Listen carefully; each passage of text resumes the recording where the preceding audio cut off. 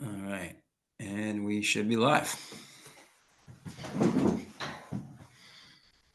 going on? Yeah, there. Well, so I mean, one item for today is to kind of pick back up on the ADU conversation. Uh, I wasn't prepared to for the internal challenge, and so it's an opportunity to clarify the policy rationale here, if that's where we are as a group here. I wonder if there are other items that people have on mind, either creative ideas, or I guess I'm also curious about any feedback from the town on any open inquiries that we may have. Sure. Yeah, I could say I have a little bit of ADU data I compiled in advance of our last meeting, which I could share here. Um, uh, and uh, and our agenda basically says ADUs Okay. and other items that we post, that we posted. So I think the event kind of fits in Okay. that bucket. And as far as the town updates, there is there's going to be a briefing to the council on Hickory Ridge, and then after that, I think you said late March that would probably happen. So then he'd be happy to come either join this group or the full group after that. Right, so the briefing at the town council will be in late March, you think? Is that what you're saying? That's what Dave said. Kind of informally, Dave said he was Okay. targeting for that. So and then we can and presumably we'll be able to delve more into detail on it. I would assume they'd have that on an agenda with other things that are non. So is it the town? Who's presenting it to the town council? The town So Dave Zomack Okay, would got it. is gonna brief the council, and then so once he's able to do that, he'd bring it to us. Okay. So. So about the other ADU stuff, I feel like I was the one who kind of probably blindsided you. My fault. I Oh no, apologize. I was thinking of Alex. I don't know. I know after you all talked about it, I realized that we had talked about it here, and I don't know. I got worried that if we don't have something substantive to go to people with, that it won't work. And then Grover said some things that actually seemed kind of made me think maybe it would work out better. So I don't know, but it does seem like we need to be a little careful that we have something to present without, even though we don't have everything to present. So yeah, so maybe if we had a more specific. Go ahead. No, can you just be more specific about what you're seeing that we lacked? I mean, from what I'm seeing that we lacked was the clear story about the nexus between, our mission and strategy and whatever event it is that we are contemplating. And so I appreciate, Grover, your kind of rescue there in that conversation, because yeah, I folded quickly because I wasn't quite prepared, and I figured, he who fights and runs away lives to fight another day. Go ahead, Grover. Well, Carol, I think that your concerns were that we should maybe wait to present to the public until we have something like the pre-designed, already pre-approved designs, for example, or something that shows like a deep that we've already done the internal work at the city, so that residents, like we're handing residents like a fully baked turkey, basically, is how I understood like your hesitation. And then Alex, as Gaston mentioned, had a different concern. So I think we should and can address both in our conversation today. And I think part of it is for us to sort of huddle back together and remind ourselves how we got to this place from the beginning of our initial conversations of now that we have the strategic plan, where do we go with it? In terms of our slice of the work, which is development. So I think there's a rationale, as I said on the call, while I'm now remembering I was very tired and driving down 91. So I'm better able to talk to it here from a sitting position. Yeah. Yeah, so the two concerns are, do we have something concrete enough to present, and how do we connect just building ADUs to making affordable housing? I think, is that that's the two things. And Yeah, to use lawyers' words, rightness and nexus. yeah, so should we address the big picture, Alex's concern first, and then the more concrete concern second? Not it to works for Works for me. me. Yeah, like sounds good. push the agenda Yeah, conversation, but keep Great. it going. That sounds good. so I'll just say from my memory of our conversations, we were in the end tasked with moving forward the development portion of the strategic priorities. And I don't have the strategic priorities in front of me. Maybe we could drop a link in there. That would be helpful. But my memory is that the strategic priorities were development of X number of affordable homes that are built with tax credit, right? Support it. And the expansion of homes for at some of the pressure points like students or things like that. And also ADU, I thought was listed as one of the potential strategies within our So, priorities. we're in webinar mode, and I don't think we have a chat in this context. Okay. I can share though, if that's helpful. Yeah. That would be good. Um, I didn't remember it saying anything about the tax credit funding. I mean, maybe that would be the way we would have to do it, but I don't remember it saying that. Well, But yeah, it maybe not, but I think it was like homes that are affordable to people under X level. Yeah. Just like a Yeah. long form code for tax credit affordable housing, as I understand it. I'm gonna, in case it's You helpful, also- I'm gonna email you guys the document. That Okay. and is it on screen right now? Or? It's not. It hasn't kind of started showing up yet. It says double click to enter full screen mode or something. Oh, that's just As me. you're sharing your screen, Greg, but we're not really seeing anything. What do you just see nothing? Oh, I Just see black. that it's black. Yeah. Do I have? Do you want me to try? I have the document weird. open. Sure. Yeah. Go ahead. Yeah. Is it letting you share or? Yep, it is. Let's see if this works. I'm stopping and. Okay. There we There go. There you go. Yeah. Okay. All right. It's on the website too. But... Here is our development section. All right. This one might be. Is this the final one or no? I think it might not be quite fine. I think maybe the inclusionary ones move down, but I think what is listed here as part E, I think is probably maybe the most relevant. Yeah.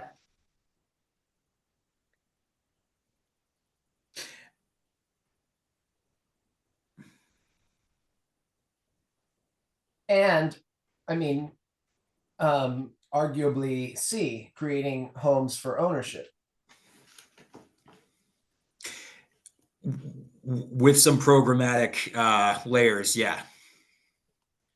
Can you spell that out? Well, I mean, I think we had create there intentionally, point being adding units, not just putting affordability covenants on existing units. So so this might be like an example of a programmatic layer might be creating an ADU loan such that somebody could build an ADU, thus making a single family home property affordable to them that it might not have been formerly. Good. Yeah, Good. I think another programmatic layer, which I don't even know if this is legal with our zoning laws is creating a condoizing option. So you could build an ADU and then condoize it so that one family member owns the back ADU and a different one owns the front, but I don't think that's currently possible. But that's an example of how we could coordinate with the town rule Sure. to support Yeah. affordable homeownership. But I don't think that the ADU, the first step on the ADU journey is necessarily creating more homes for ownership, but it decreases the cost of home ownership ultimately and expands the rental market. I believe for people, for me, it falls under support the creation of 200 more homes for rent. For example, affordable to people earning below 100% AMI, because our AMI is pretty high. So even the market rent on a 1 or 2 bedroom ADU, I think would fall within 100% AMI for a graduate student or a single sort of 28-year-old professional. And picking up on that, if we were to, again, kind of setting up a programmatic layer that facilitated folks who own their homes, want to stay in Amherst but couldn't buy something else to move into an ADU, that's creating a home that meets the, depending on the circumstances of that that individual or family, meets the criteria, wouldn't it? Conceivably, yeah. I'm not, yeah. The fact that you, Gaston, found a bank that really wants to do this seems like a significant piece of information that we would have, whether it's for rent or for home ownership or for whatever it turns out to be. I guess to me, it feels like if you have a property now that has one unit of housing on it, and it could have 2 units of housing on it, somehow that's got to be better. And there's some, I don't know what the exact Yeah. way is, but hopefully there's some way, especially with loans to help build it and maybe some kind of financing to help somebody either buy it or be able to do the first and last, whatever other things they would have to do to rent it. All of that stuff, it seems to me, would end up making things more affordable, even though it seems Yeah. some of them might not be. I mean, people will build ADUs, and somebody who wants a bank that wants to finance ADUs may want to finance some that don't, they just might not all turn out to be affordable, but I don't know.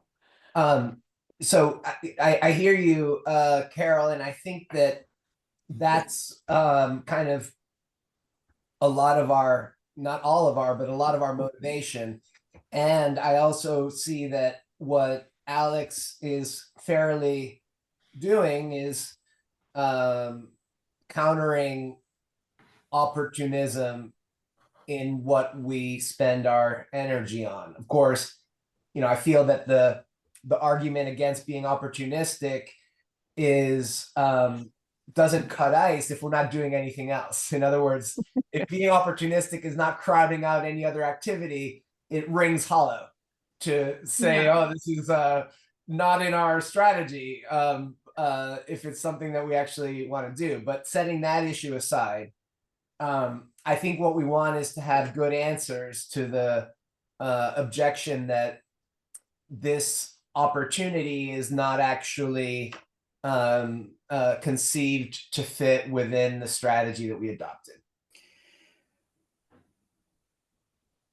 And so, yeah, no, go ahead. So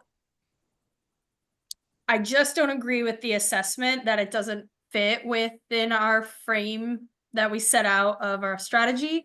And Alex came with concerns based on data about ADU construction in other markets and other places. And I would also come back to that and say that a lot of it depends on the time scale that we're looking at in terms of how data is measured. So even if ADUs, for example, in California, where there's been a big expansion, hasn't brought down the price of rentals now, that's not to say that it won't do so by the end of 5 years or 10 years in Amherst. It's like we just haven't seen pressure decrease on the rental market, but that doesn't mean it's not a reason to not try. Right. So Yeah. I'll say that's one counter argument.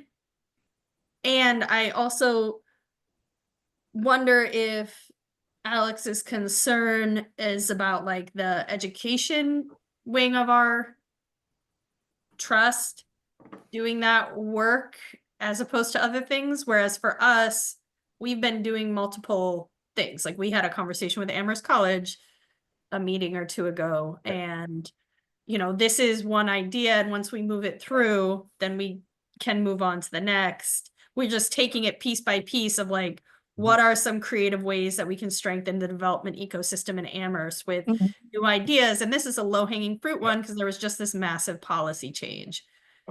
Good.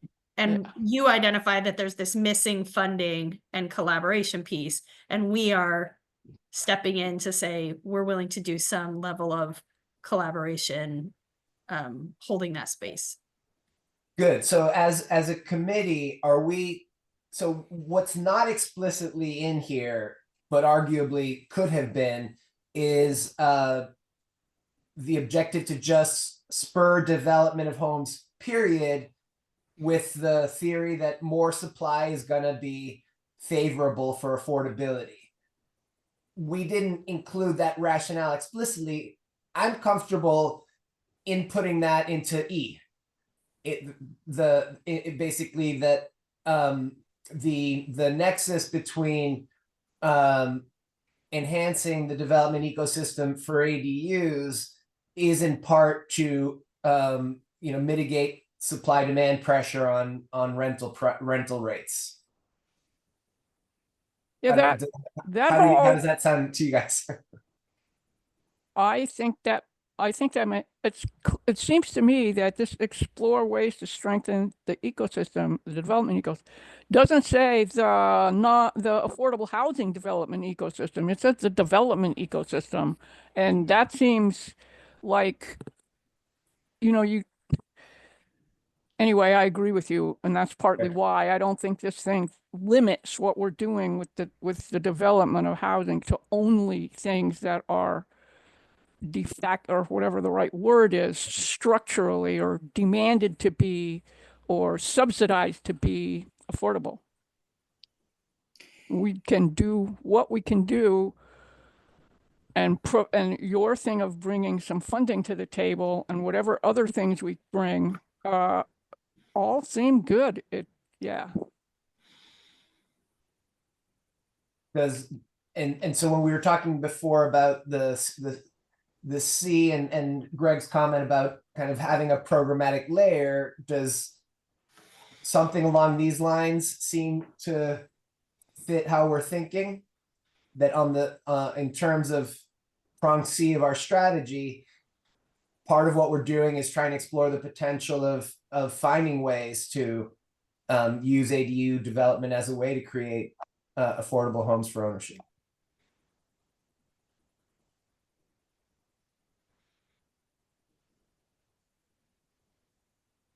Well, or I mean, do we have to? I guess my question is only, those things sound good, but we're not trying to change this, are we? Did we not already pass this? Oh, no. Sorry. I'm not trying to, I'm just trying to basically tie the argument to the prong of our strategy. Okay, got it. I got it. To me, this argument fits squarely within E. Within E as well. Okay. It primarily within E, because I can imagine Alex or or Rob or somebody feeling doubtful that this expands 20 homes for ownership because of the complexity of you already have to own the land in order to expand it. But it definitely is strengthening the development ecosystem, and in a way that is very much enhancing local residents as opposed to big developers in being part of the solution and in making their own home costs more affordable. So it's not affordable, you know, really low AMI, but and also as part of it, there's also ways in which I would like to say in the meeting with everyone that like we are the ones that would be creating this presentation, and we can have more purposeful discussions when presenting it. It doesn't have to merely be here's a bank and here's the new law. It can also be like, also here's how a housing voucher program works. So if you really care about affordable housing, please consider accepting housing vouchers. And here's the person locally who is an expert and can talk you through what that process is. It's guaranteed income, you know, like we can present the package. We get to decide what's in the package of the presentation, and we can be strategic about it, I guess is what I'm saying. Good point. Go ahead. No, please. Yeah, I think just in a practical sense, you know, I think there's, there's any number of sort of programmatic interventions that the trust could more formally make down the line, right? You know, and all of them would probably be pretty creative and pretty outside the box, you know, which I'm all for, frankly. But in thinking about the best environment in which to do that, we would be served by an existing healthy ecosystem, ADU development ecosystem that we could plug into rather than trying to get it off the ground with a subsidy or with a, you know, with whatever our thing ends up being in a formal sense, you know, in an investing sense. So in that sense, you know, to me, seeding the market playing a non-financial role in seeding the market, you know, through engagement of stakeholders and education and all that, that could set us up for any number of directions down the line. And say, okay, we have, you know, we got a couple builders, we've got a couple banks, you know, now here's where the trust comes in with, we don't know yet, but maybe it's equity, or maybe it's a loan, you know, or maybe it's, you know, maybe it's TA to a builder. I don't know, you know, like, but I think all of that is probably more navigable if we're looking at something that exists already rather than trying to craft it from, you know, from whole cloth. Yeah. It's kind of thus the development that to me is the development ecosystem. Yeah. Thing, you know. Right. In other words, we kind of need to we need to strengthen the ecosystem to be able to even visualize how we can step in the most impactful way. I mean, the conversation we're having now makes me think about the fact that Amherst College owns a number of single family homes. Mm-hmm. And so they're very well positioned to add ADUs and make them, you know, as affordable as they want. Right. Yeah. And like, if we're looking at like new professors, right, which was one of the sort of constraint examples that was given, then ADU is a great part. Like Amherst College is a great partner to say, oh, we added 3 ADUs and they're now being rented out to staff who make $50,000 a year. Check. Yeah. And another thing. Go ahead, I just want to remind us that we have heard over time, the Housing Trust has heard from, what was that, people, Backyard ADUs or somebody. There are developers come to us and said, look, we can do something that isn't really that prohibitive. And so there are even developers that I think we could find who would, it might not get it all the way down to be affordable to 100%, but we could, if we're working on an ADU, the possibility of making it affordable is just so much greater because we're not looking at $350,000 that we have to reduce. So I think we could find developers that would be willing to work with us. I think maybe eventually we could have some kind of design that a developer liked and that the town also liked, and it wouldn't have to always go through a lengthy process each time one wanted to be developed. That seems like it would be a great piece to add into there. But there are developers who are doing this kind of stuff. So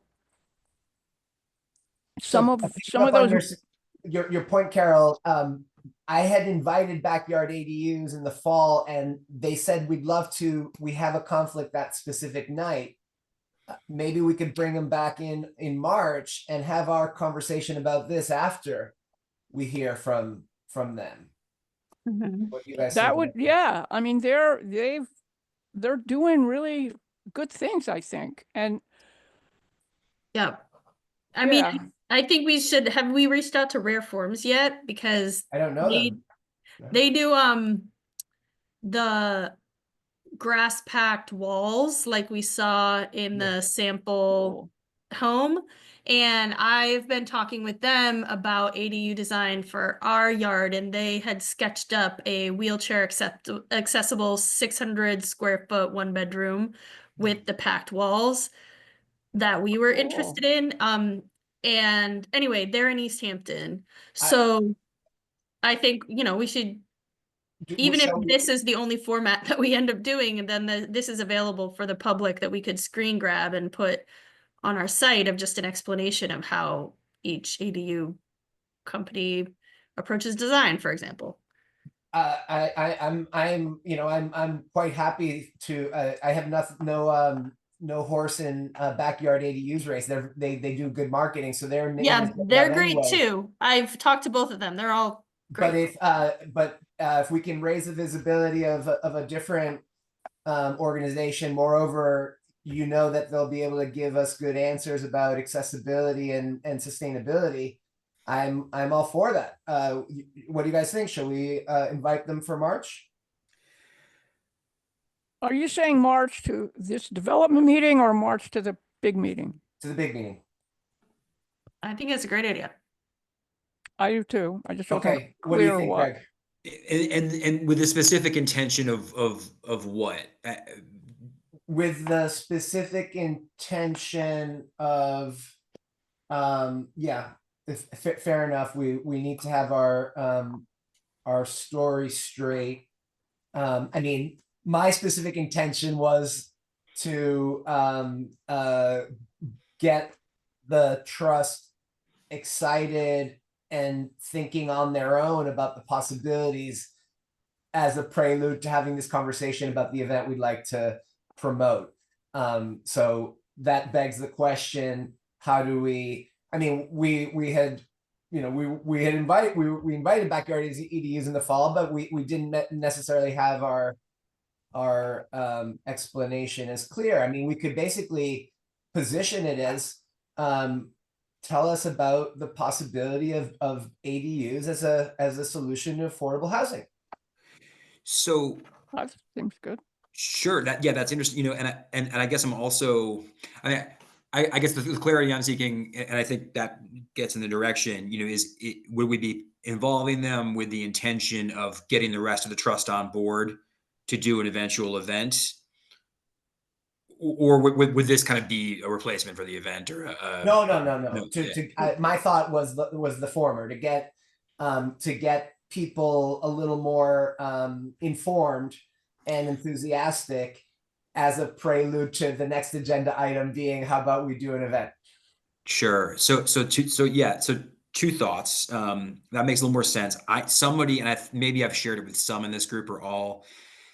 I've kind of stumbled across at some point a cool model they had outlined somewhere, and maybe it's on their website or something. But the sort of what they're doing with I think it's a hospital in Maine, where the hospital Who was is doing? I'm sorry, I missed. backyard ADUs, right? Okay. They have some, and I probably have it bookmarked in my computer at work, maybe, but they have. I don't know if it's like they have some sort of public relations person or something, but who designed a couple different things that were basically not really policy documents, but sort of like explaining a model for how ADU financing could work at scale by a large employer, who's trying to do employee housing. So, but but that kind of explaining that kind of thing might be compelling in that um, it might illustrate for for skeptical stakeholders like where this thing could land or manifest a few years down the line, to sort of see the nexus, to use the attorney term a little more clearly of where this might go. And the other thing too, I'll throw in there is on a whim, before our last meeting, on a whim, I responded to the abundant housing guy, his email, his broadcast email. And it was kind of before we had a couple of things locked in for our agenda. So I was like, hey, would you ever be interested in talking to the trust? He's open to it. I mean, so they were the ones who really advocated to put the policy into the Affordable Homes Act to begin with. So would probably have some sound things to say about how ADUs relate to affordability. That might be another interesting guest. Have a builder, have a policy person to make this case. Great. So I like any of the above. I see the argument for the more kind of policy focus that's not in the business. And I see the argument for someone who can get into the nitty gritty. So what, Grover, Carol, what are your thoughts? I guess we should just have one. We can have them all lined up in case the first one says they can't. My first response is like, actually envision that I think having the two builders at an event together, like at the event that we're talking about, asking to throw that's more public and more well-resourced, seems like a best use of their time and what we have to offer the community. Whereas the policy presentation, it's like really we're trying to allay a couple of trust members' hesitations about this as part of the strategy. And that sounds good. And also I'll just say, I think we have enough in our arguments to like win the argument without them coming in. And if they're up for it, I think it's great. It's always good for us to connect with other people moving things statewide. And if they are the people that wrote part or suggested parts of the policy to the legislators, and then they will have a lot of granular detail. Carol, your reactions? All of the above. I don't know. I mean, I think they're all good. There's something really important about seeing concretely how could this happen. And so the question that Greg asked to ask of developers, how do you see ADUs helping to address the affordable housing issue? Getting affordability into that question that's asked of them seems great. And I don't know, I think they're both important, and I'm not sure what I think about. I mean, Grover, it seemed like you were saying, let's save them for the big event because their time would be better used that way than coming to our meeting. And maybe that's true, but if they're willing to do both, I wouldn't stop them. Yeah. And, I just don't imagine we have time for all three in our right. meeting. We should have one so that we can also do other things and then have our conversation in depth. I find Grover's reasoning persuasive. Greg's teed them up. But I would say, Grover, that if you could just kind of keep alive connection to those builders and tell them that we talked about them in our development subcommittee.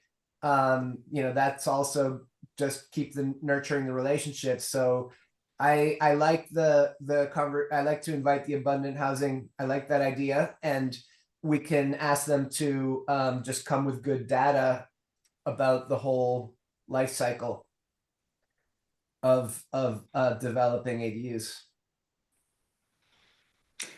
I mean, yeah, they're going to have insights on the like affordability dynamics, but less so on the like development specifics. That won't be their focus. Yeah, that's okay. That's okay. I mean, if they can if they can answer sort of something of the same question, how does this ADU, you put it in the got it into the state, and now how do you see it actually helping affordability? What details do you have? Mhm. What policy things do you see as whatever they want to Yeah. say then after that? But Okay.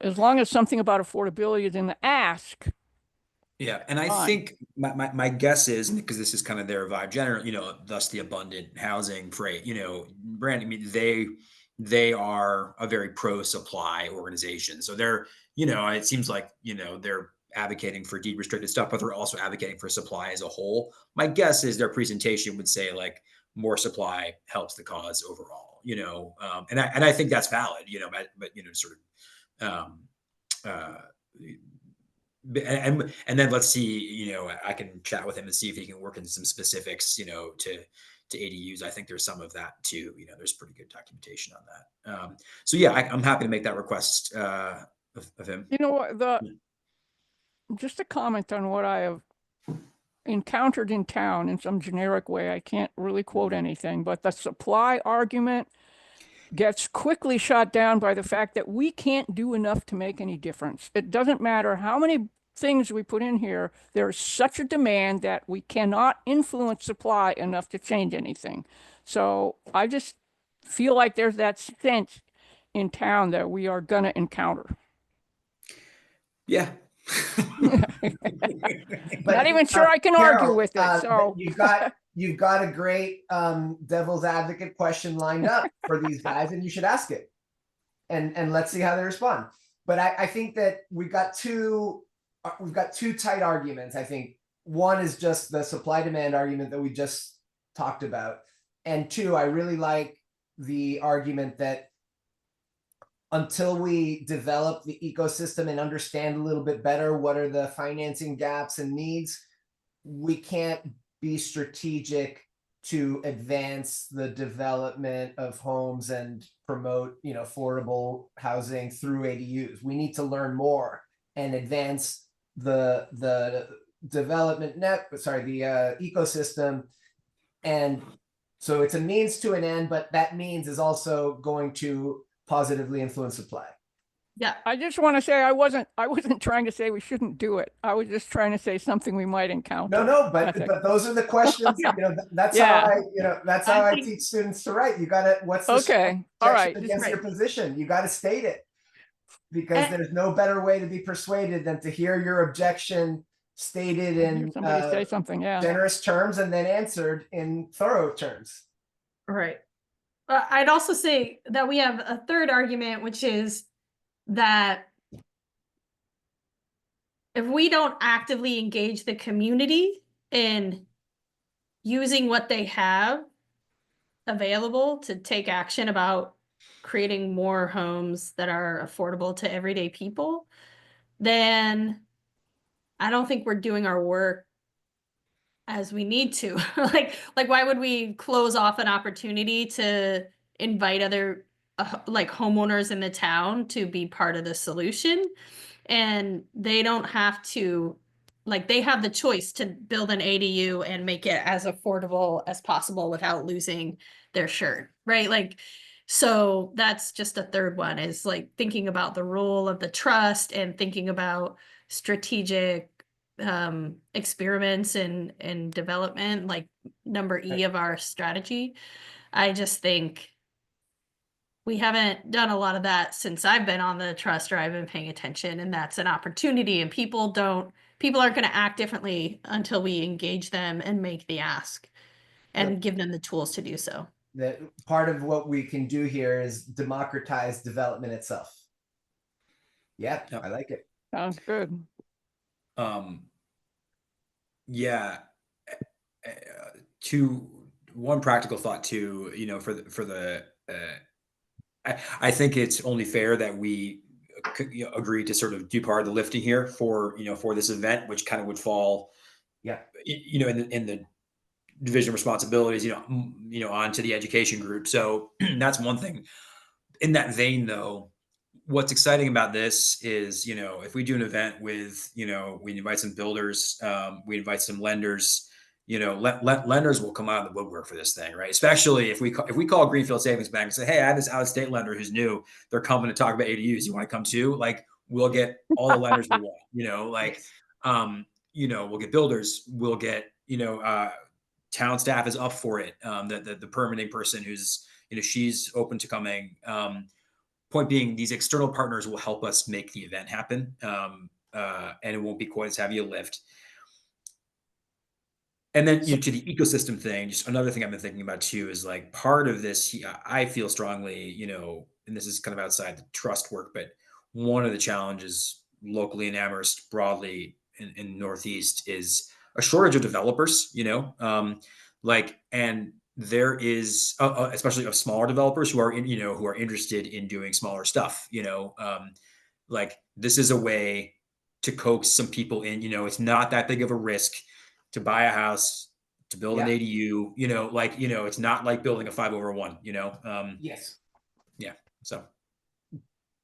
So how about we frame our ask of the education folks as promotion and the supplemental educational agenda, like Grover suggested. We can do other things in this space. So we can, you guys, why don't you create a menu of supplemental education that kind of rides along this event and help us with promotion. And we leave it at that. Sure. Sounds good. Okay. Great. Well, is there anything else we want to talk about? I feel like we made a lot of progress.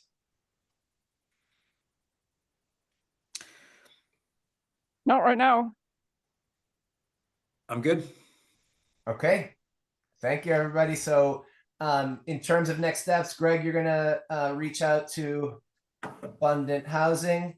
Yep. If it's a no, maybe can you let this group know? Yep. Okay. And and we're ready for the next meeting. Right. Fantastic. Thank you. Bye. No, just, and we're ready for the next meeting. That's all we have to do. We got our brains lined up. Fantastic. Okay. Thank you. Have a great day. Good to see everybody. Yeah. Bye. Bye. Bye.